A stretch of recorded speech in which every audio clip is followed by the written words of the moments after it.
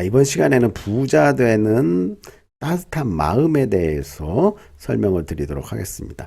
이 마음이라는 거는 이 실체가 있는지 없는지, 행동에 의해서 마음이 생기는 건지, 마음이 있기 때문에 행동이 생기는 건지, 이게 서로 이제 보완적이고 주객이 어느 때는 전도되기도 하는데, 마음은 굉장히 눈에 보이지 않지만 주관적이고, 그렇지만 이것이 어떤 행동을 유발을 하고요. 그렇기 때문에 이 마음에 대한 연구는 심리학, 마케팅, 경제학, 뭐 모든 분야에서 이제 마음에 대한 연구를 많이 하고 있어요. 그래서 이번 시간에는 좀 마음에 대해서 좀 몇 가지 알아보도록 하는데, 이 눈에 보이지 않는 마음, 그래서 이제 마음이 삐뚤어졌다, 마음이 심란하다, 뭐 마음에 들지 않는다, 마음이 괴롭다, 뭐 그러니까 마음이 뭐 심장에서 이렇게 나오기도 하는데 뇌에서 이제 생각인지 뭐 여러 가지 우리가 요소들을 좀 생각을 해봐야 되고요. 이 마음은 눈에 보이지 않기 때문에 이 마음을 잘 관리하고 다스리고 이런 것들이 중요하죠. 그리고 또 부자 마음. 그러니까 부자 마인드 뭐 이런 것들. 그래서 관상이 불여 심상이라는 말이 있거든요. 그러니까 얼굴이라든지 생긴 거 뭐 용모 이런 것보다도 마음이 더 중요하다. 마음만 못하다. 그러니까 마음이 곱고 아름답고 이런 것들이 외모를 뛰어넘는다. 이렇게 얘기를 하는 옛 말이 있어요. 그래서 이제 마음이 좀 건강하고 마음이 좀 만족스럽고 이런 것들이 좀 중요한데 이 마음이 이제 건강하지 못한 사람, 그러니까 정신적으로 좀 문제가 있는 사람, 그것들은 이제 마음의 문제. 그래서 마음이 좀 우리가 건강해지는 사람이 돼야 되는데 여기 이제 신원선 박사님이라고 해갖고 부자 되는 이제 마음을 가진 사람, 그러니까 복된 자는 어떤 사람이 복을 받는가 봤을 때 음덕을 쌓는 사람. 그러니까 남이 모르게 좀 선행을 많이 베푸는 쌓는 사람. 그러니까 그거에 대한 대가도 바라지 않아요. 이게 이제 음덕이라고 하는데 음덕을 쌓은 사람은 복을 받고 담이 크고 욕심이 적은 자. 참을성이 있고 남을 용서하는 아량이 있는 사람이 복을 받는다. 그다음에 자신의 처지를 객관적이고 냉철하게 명철하게 판단해 자중할 줄 아는 자, 남의 기쁨을 같이 기뻐하고 남의 슬픔을 같이 슬퍼할 줄 아는 사람이 복을 받는다.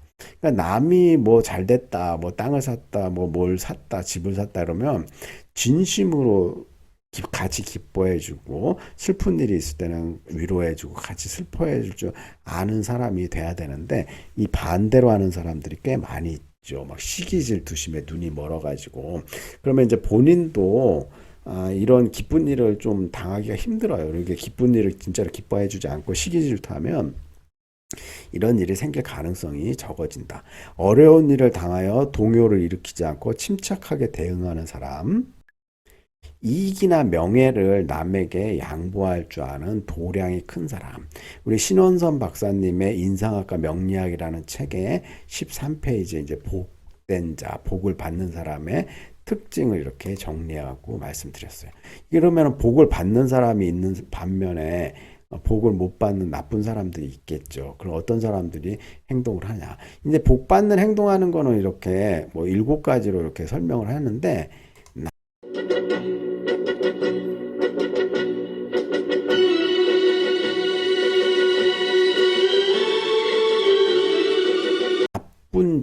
나쁜 짓을 하는 사람은 이렇게 뭐 10가지 이상의 내용을 가지고 11가지 정도 되네요.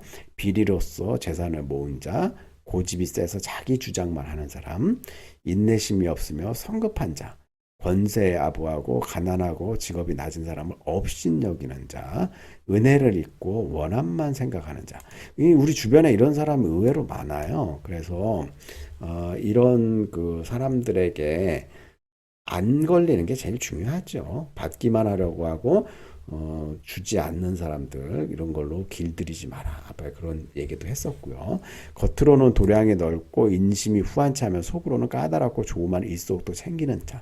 이런 사람은 이제 줄여갖고 위선적인 사람이라고 얘기하죠. 명예와 이익을 위해서는 수단과 방법을 가리지 않는 자, 남의 여자를 탐하는 자, 이거는 그 십계명에도 나와 있죠. 남의 약점을 캐어 이익을 얻는 자. 그 약점을 갖고 참 자기의 그 이익을 좀 키우는 데 쓰는 아주 못된 사람들이 있어요. 겉으로는 환대하고 위로하면서 환난 고초에 빠진 사람에게 속으로 무관심하며 베풀 줄 모르는 자. 나태하고 놀기만 좋아하는 자, 일확천금을 노력 없이 꿈꾸는 자, 이런 자도 이제 나쁜 사람이다, 복이 없는 사람이다 얘기하고, 성질이 난폭하여 남의 인권을 예사로 무시하는 자, 그 다음에 거짓말을 잘하고 남의 비방을 즐기는 자, 공갈협박으로 약자를 위협하여 이익을 취하는 자, 노약자를 학대하는 자, 이런 자들은 반드시 대가를 치를 것이다.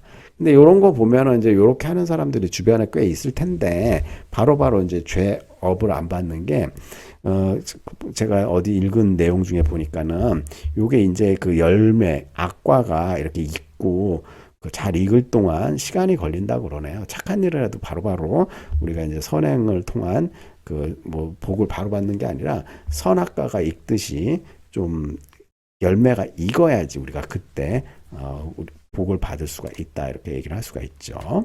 이런 내용들은 신원선 박사의 페이지 12에서 13페이지에 있는 걸 제가 타이핑을 쳐갖고 정리를 했으니까 저도 뭐 이걸 뭐 100% 저기 뭐야 이걸 다 피해갈 수는 없는데 최대한 노력을 하는 거죠.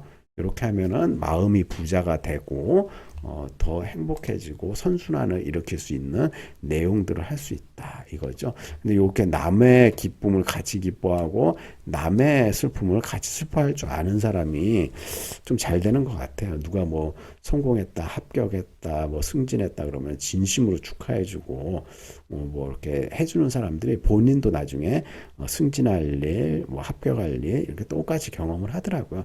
남이 잘 됐을 때 막 시기 질투하고 좀 뭐 나쁜 표정 짓고 그 별 사람들 다 있잖아요. 그런 사람들하고는 안 어울리는 게 좋고 어차피 그런 마음을 가진 사람들은 본인도 이렇게 잘 안 풀리기 때문에 그런 마음을 갖고 있다 생각하고 같이 안 어울리는 게 최상이다 이렇게 말씀을 드릴 수가 있어요. 젊어서 절약하고 돈에 대한 이해를 잘해야지 늙어서 우리가 염치도 양심도 없는 짓을 안 한다 이렇게 얘기해요. 양심 이 자체도 마음심이기 때문에 마음에 관련된 거잖아요. 그래서 이런 양심 없는 짓을 안 하려면 젊어서 절약하고 돈에 대해서 공부도 많이 하고 베풀 줄 아는 사람, 음덕을 쌓아갖고 복된 마음을 가진 사람이 되기 위해서 노력을 해야 된다 이렇게 말씀드리고 우리 다 같이 한번 노력해 봅시다.